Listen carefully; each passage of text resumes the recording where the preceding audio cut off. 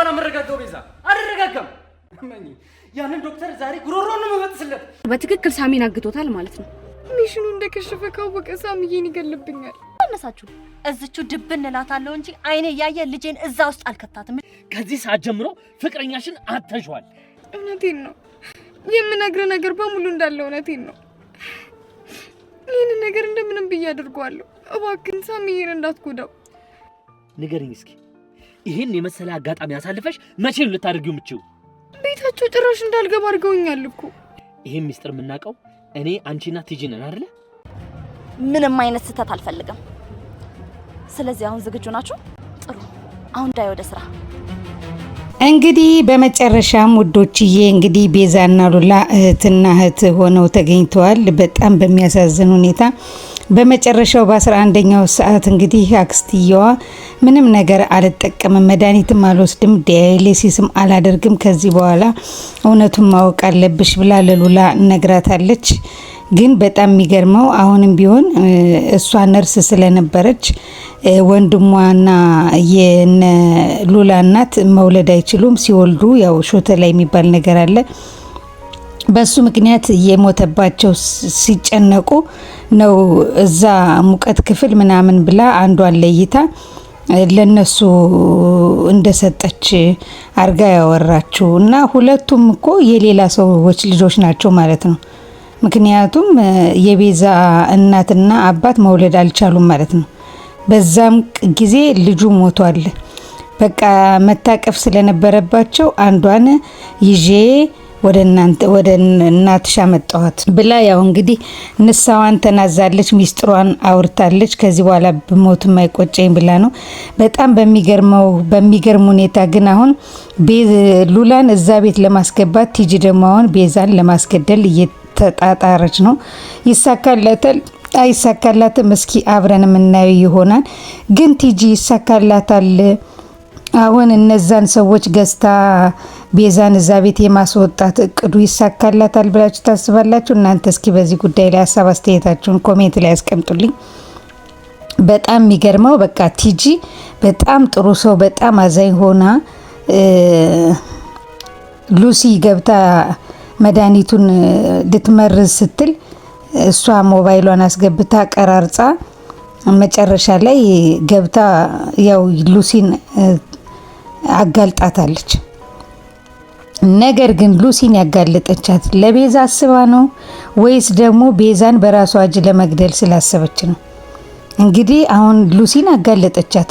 ሉሲ ስላጋለጠቻት እንግዲህ ሳሚን ከመግደል ወደ ኋላ አይልም፣ እሱ የታወቀ ነው። ግን ሉሲ እራሷ ለምን ከቤዛ ጋራ ብትነጋገር አይሻላትም ነበር እንዴ?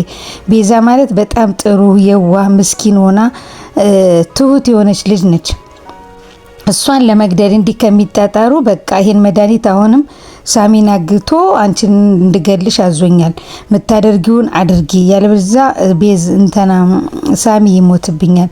ቤዝዬ በእናትሽ እኔ አንቺን ለመግደል አቅም የለኝም ጉልበትም የለኝም። በጣም ለኛ ጥሩና የተለየሽ ሴት ነሽ።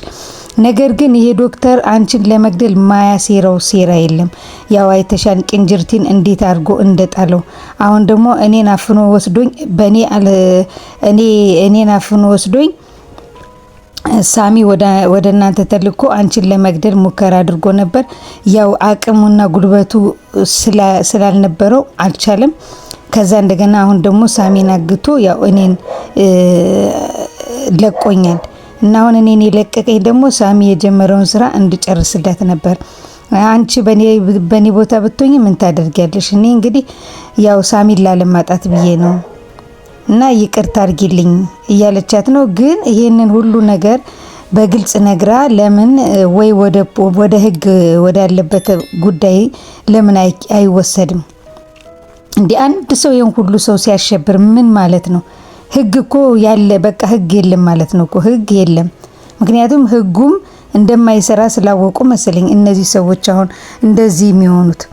እና በጣም በሚያሳዝን ሁኔታ ሱራፌልም ያው አስሯት አድሮ ቢያስለፈልፋትም ለማውራት ፈቃደኛ አልሆነችም።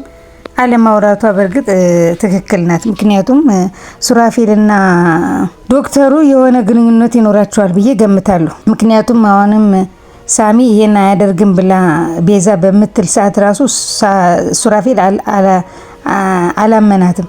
እንዴት አያደርገውም? ሊያደርገው ይችላል ምናምን እያለ ወደ ሳሚ ነው የዞረው። ያው ሳሚና ቤዛ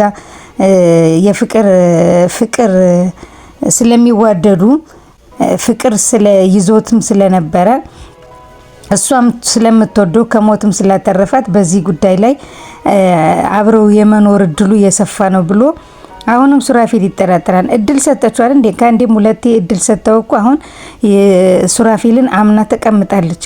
እንዴት ሳሚን ያገተው ሱራፌል እንትና ሮቤል መሆኑን እንዴት አይጠረጥርም? እሱ ለምንድን ነው እሱ አይደለም ብላ ሉሲ ስትናገር ይሄ ዶክተሩ ነው አይደል እንደዚህ የሚያደርጋችሁ፣ ሳሚንም የላከው እሱ መሆን አለበት እንጂ ሳሚን የኔ መግደል አቅም የለውም እያለ ስትል እሱ አይደለም ማለትሽ አይደል እንዴ ብሎ ለምንድን ነው እየዘጋት? እኔ እኮ አሁን ቢሆን ሱራፌል ምን እንደሚያወዛግበኝ እኔ አላውቅም። ብቻ ሱራፌል አሁንም እውነተኛ የሆነና ሀቀኛ የሆነ ስራ ሲሰራ ላየውም። በእርግጥ አሁን ቲጂም ስታድናት የእሷን መዳን ሳይሆን ቲጂ ለምን እንደመጣች ገብቶታል። እሱ ጥሩ አካሄድ ነው። ቲጂን አለማመኑ ደስ ይለኛል። እዚህ ጋር ሱራፌል ግን ደግሞ ለምንድን ነው በስነ ስርዓት ልጅቷ አልናገርም ስትል የሆነ ኃይል እንዳትናገር ያስገደዳት ነገር አለ። እሱ ደግሞ ሊሆን የሚችለው ዶክተሩ ነው ብሎ እንዴት አላሰበም? ሱራፌል እዚህ ጋር በጣም ነው ያናደደኝ። ጭራሽ እኮ በቃ እንዴ ዶክተሩ አይደለም ማለት ይሻላል እንዴ እያለ እየደጋገመ ነበረ ወደ ሳሚ ለማላከክ ሲሞክር ነበር። እና ቤዛ ግን አላመነችውም።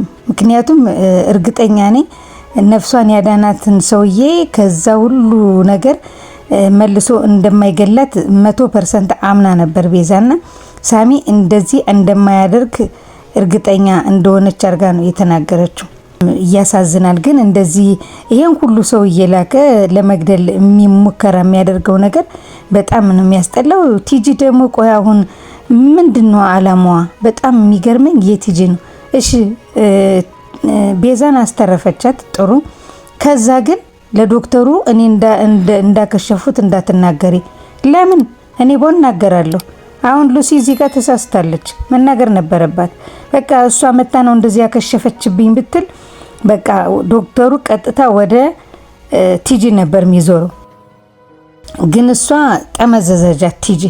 ለምን አንቺ ራስሽ ጠላቴ ናት ስትይ አልነበረም ወይ? ለምን ላተረፍሻት ስትላት፣ ያው እሷ ደግሞ ሁልጊዜም እንደዚህ አይሆንም እና ብላ ነው መልስ የሰጠቻት። እና ብዙም የማያጠግብ መልስ ነው። ምክንያቱም እሷ በራሷ መንገድ ለማድረግና ከቤዛ ማግኘት የሚጠበቅባትን ነገር ለማግኘት ነው ይሄ ሁሉ ሩጫዋ። ግን ይሄ ሁሉ ጊዜ የምምለው ነው ቲጂ አሁን ያን ሀብት ብትወርስ ማን ነው ቆይ ዶክተሩ ዝም ይላታል ወይ ነው? አሁን እሱ ሀብትን ቢኖረው ቲጂም ቤዛም ብትሞት እኮ ያንን ንብረት እኮ መውሰድ ይፈልጋል። ከእሷ ነፍስ ብቻ አይደለም እኮ ንብረቱንም ይፈልጋል። ስለዚህ ቲጂ የምትፍጨረጨርበት ሀብት ለእሷ ለማይሆነው ለምንድን ነው? እንደውም ከቤዛ ጎን ቆማ ይቅርታ አድርጊልኝ፣ ልክ እንደ ሳሚ ይቅርታ እኔ በድዬሻለሁ፣ ግን ከዚህ በኋላ ልረዳሽ ነው የምፈልገው፣ ጓደኛዬ እንደ ድሯችን ነውን ብላ ከሱራፌልም ጋር ስለታረቁ በቃ የራሷን ህይወት እየኖረች ለምን እንደ ወንድምና እንደ እህት አትቀርባቸውም? እሷ ለምንድን ነው ይህን ያህል የክፋት ጥግ ይዛ የምትሄደው? ምክንያቱም አሁን እሷ እኮ አይሳካላትም። ቤቱንም ብትወስደው በሉላ ስም የነበረውን አዙራላት በራሷ ስም ቢሆንም እኮ በቃ ምንም ይመጣል እኮ ዶክተሩ። ሉላንም እኮ ከመግደል ወደ ኋላ አይልም። ምክንያቱም በቤተሰቡ ንብረት ነው የምትኖረው። ስለዚህ ቤዛን ለምን ጠላት? የአባቴን ቤት ወርሳ ነው እየኖረች ያለችው ብሎ አይደል እንዴ? ሉላን ብትገባበት ያው ነው። ስለዚህ የቲጂ ሀሳብ ብዙም ሩቅ ሄድ አይመስለኝም። ዝም ብላ ነው የምትፍጨረጨረው። እናንተ እስቲ በቲጂ ጉዳይ ሀሳብ አስተያየታችሁን ኮሜንት ላይ ያስቀምጡልኝ። በተረፈ ደግሞ ያው ሉላና አክስትየዋ ናት እየተነጋገሩ ነበር። መረጃ ይዛብኛለች፣ ከዚህ በኋላ እረፍዷል፣ ምንም ማድረግ አልችልም፣ ቀጥታ ቤዛ ቤት መሄድ ነው ያለብኝ ብላ ስትላት፣ አክስትየዋ ግን ደስተኛ አልሆነችም። ያው ሚስጥሯን ስላወቀች አይሆንም፣ ቤዛ ማናት? መጀመሪያ ቤዛ መኖሯንና ለመኖሯን ሳታጣሪ እዛ ቤት አትሄጅም። እኔ መድኃኒቴ ምንም ጥንቅር ይበል በቃ አልፈልግም ብላ ስትላት፣ ያው ሉላ ደግሞ ረፍዷል። ምክንያቱም የድምጽ ቅጂ ይዛ እያስፈራራችኝ ስለሆነ አሁን ወደ ኋላ መመለስበት ጉዳይ የለም። እኔ አንቺ ህይወት ያሳስበኛል፣ አንዴ ገብቼበታለሁ፣ በቃ አታስቸግሪኝ። እዚህ ጋር ጽንሱ ያስቸግረኛል፣ እዚህ ጋር አንቺ ምንድነው እንደዚህ የምትሆኙ? ለምን እንደዚህ ትሆኛለሽ? ብላ ያው ተነስታ ወጣለች። ለቲጂ ደውላላት ነው መሰል። ቲጂ ደግሞ ቀጥ ብላ መጣ። መድኃኒትሽ ይኸውልሽ ምናምን ብላ አናግራት ስትሄድ ቁጭ በይ ምንድነው የምትፈልጊው ከኛ ምናምን ብላ ስትላት ያው ነግራታለች። እኔ ኩላሊቴን ሰጥሻለሁ፣ አነስ ያለ ቤት ተዝቼ እሰጣቸዋለሁ፣ ከዚህ በላይ ምን ላርጋችሁ ስትላት፣ አክስትየዋ ግን በጣም ጎበዝ ናት። ምክንያቱም እስከዛሬ ድረስ የሰራቻቸውን ነገሮች ስለምታውቅ ከዚህ በኋላ እሞት አፋፍ ላይ ሆኜ እንደዚህ አይነት መጥፎ ስራ መስራት አልፈልግም በማለት ቲጂን በፍጹም በቃ አንቺ ሙሉ ሀብቷን እሷ ከወረሰች በኋላ ለአንቺ የምታስተላልፈው ከሆነ የኔ እንትን ይቅር፣ ለኔ ድነት ብላ እሷ መሞት የለባትም አይቻልም ብላ እምቢ ብላታለች። እንዴት እኔ ኩላሊት የሚያል ነገር ልሰጥሽ አይደለም ወይ ምናምን ብላ ቲጂ በምትላት ሰዓት አላመነቻትም። ምክንያቱም አንዴ ወደ ስሟ በሉላ ስም ዞሮ ሉላ ደግሞ ወደ ቲጂ ካዞረችላት እንኳን ኩላሊት አይደለም አንዲት ነገር እንደማትሰጣት የታወቀ ነው። ሲጀመር ከዚህ በፊትም ነግራታለች ለሉላ፣ እኔ አንድ ኩላሊት ነው ያለኝ፣ በአንድ ኩላሊት የሚፈጠሩ ልጆች እኮ አሉ ብላ ነግራታለች። ይሄንን ግን እንዴት እንደረሱት አላቅም እነሱ እና አሁን አክስትየዋ በፍጹም ብላ ያለውን እውነት ተናግራለች። እስቲ በአክስትየዋ ሀሳብ አስተያየታችሁን ኮሜንት ላይ ያስቀምጡልኝ። እና ያው እንግዲህ አሁን ሱራፌል ደግሞ በቃ በፍጹም ቲጂንም አላመናትም፣ አመጣጧም ደስ አላለውም። ቤት የመግባት ሀሳቧ እንጂ ላንቺ አዝና አይደለም እያላት ነው ሱራፌል። ጂም አሁን እንግዲህ ተቅለስልሳ ገብታ በጣም እንዴት ነው የቤዛ ደግነት ደግሞ ከልክ ያለፈ ነው እንዴ! አንድ ሰው እንደዚህ ገና ህይወቴን አተረፈችልኝ ብላ እንደዚህ ቶሎ መቀበል የለባትም። ምክንያቱም አመጣጧ ምን አይነት አመጣጥ ነው ብላ ማሰብ ነበረባት። እና በጣም ቤዛ ከየዋህነቷ የተነሳ ቶሎ ነው በቃ የምትሸንፈው። እና ሱሬቶ በቃ ምንድነው ተዋት በቃ አሁን ልንረዳት ይገባል ስትል በፍጹም አመጣጧን አላወቅሻትም ብለው እየተነጋገሩ፣ እሷ ግን አውቃለች። አሁን ወደ መስመር እየገባሽልኝ ነው ብላ ነው በደስታ እየወጣችው። ስለዚህ ሱራፌልን ብታዳምጥ ጥሩ ይመስለኛል ቤዛ። ምናልባት አሁን ሱራፌል እየተለወጠ ከሆነና የሚያደርጉት ነገር መጥፎ ሴራ መሆኑን ካወቀ ለምን ሱራፌል ቀጥ ብሎ ሄዶ ዶክተሩን ለምን አንድ ባንድ አያናግረው? ምክንያቱም ጓደኛው ነው እኮ። ብቻ ዝምድና ይኑራቸው ምን ይኑራቸው አላውቅም፣ ብቻ ሱራፌልን የመጉዳት ሀሳብ የለውም ዶክተሩ። ከአንዴም ሁለቴ ተገናኝቶ ተደባድበው በዚህ ጉዳይ ላይ ተወያይተውበታል፣ ግን ምንም የመረረ ጸብ የላቸውም። ስለዚህ ለምንድን ነው እንደዚህ የምታደርገው? በቃ ሚስቴን ተውልኝ፣ የምትፈልገውን ንብረት ተካፈል፣ እሷም ወድ አይደለም ቤተሰቦቿን ያወረሷት ብሎ ለምን ሱራፌል ወይ አንድ መፍትሄ አይፈጥርም? ወደ ፖሊስ እንሂድ ሲባል አይወድም፣ ወደ እንትን ሲባል አይወድም። የሱራፌል ነገር እኔ ብዙም እንትን አይለኝም። እና አሁን ቲጂ እሷን ለማስገደል እየተጣጣረች ነው። ሉሲ ደግሞ ከቲጂ ጋር በተገናኘችበት ሰዓት የኔን ስም እንዳትጠቅሽ፣ በቃ እነሱ ሊያምኑኝ አልቻሉም፣ ኩሽና ጭራሽ እንድገባ አላደረጉኝም ብላ ነው ያለችው። እና እሱም አምኗታል። እንግዲህ አንድ እድል ስጠኝ፣ የመጨረሻ አንድ እድል ስጠኝ ብሏል።